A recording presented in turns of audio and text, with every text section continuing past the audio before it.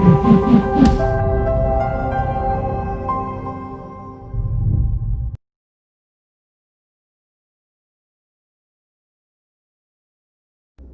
real estate nerds, this is Alex Yoder with Pro Tip Tuesday, my favorite day of the week. And today we're going to talk about a very thrilling topic, security deposit reconciliation cover letters. Okay, it's not so thrilling, but it's important because setting the stage, setting the expectations can really save you time and headache as a landlord. So in our letter, our cover letter, it basically has, 3 bullet points. 1, if you received a check, we're happy for you. We thank you for renting from us, and we wish you all the best. Or 2, you did not receive a check, and you have a balance due. Please contact us. Here's how you do that, so we can set up a payment arrangement. And we're flexible, but let's set up a payment arrangement to get that paid off. If not, then it'll go to collections. And 3, if you have a security deposit dispute, here's how you submit one of our security deposit dispute forms. Because, and let me just highlight that for a minute. We get calls all the time saying, basically, I want to dispute my reconciliation. I want to dispute my reconciliation. It's very common in the landlord world that tenants want to dispute what they were charged for. And to avoid those phone calls, you can tell them on the cover letter how they can submit a dispute, where they can go to get to your web form, which is really ideal, a web form that's a dispute form where they can fill out what their grievances are against that reconciliation. And then under that 3rd bullet point, it basically says, if you go with this option, if you submit a dispute form, one of 3 things is going to happen.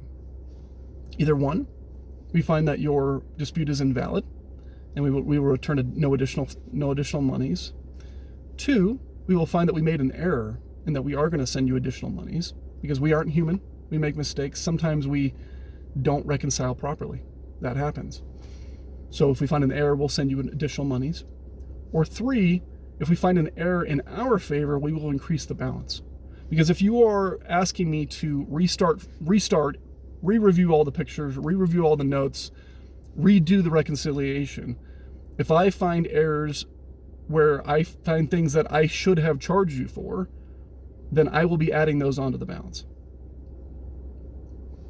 So you better be certain of what you're disputing, because it could end not so good for you as a tenant.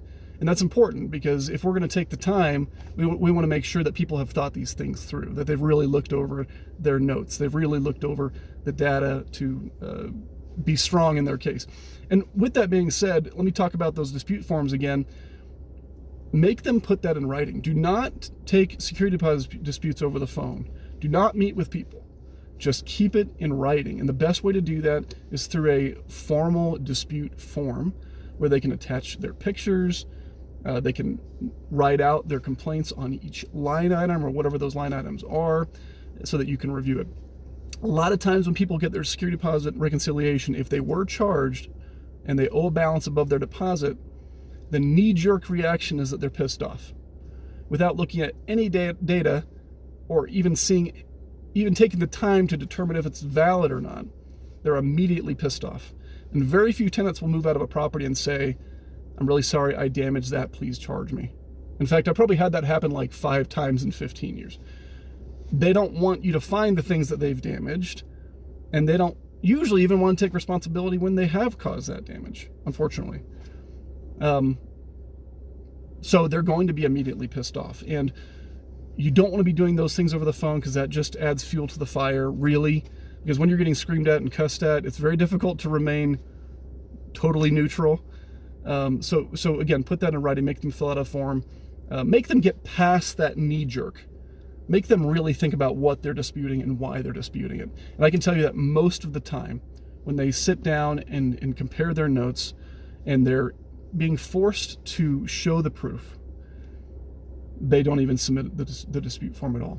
So requiring that form a lot of time eliminates the argument and the problem before it really even begins. And then the last thing on that cover letter that we cover is basically that FAQ that we get all the time. Why don't I have my reconciliation yet? It's the 60th day. You've missed your timeline by the law. Well, no, because I have 60 days to mail the reconciliation, and putting that in the cover letter and setting those expectations really saves us from a lot of those phone calls. So that is all for today. We'll see you next week.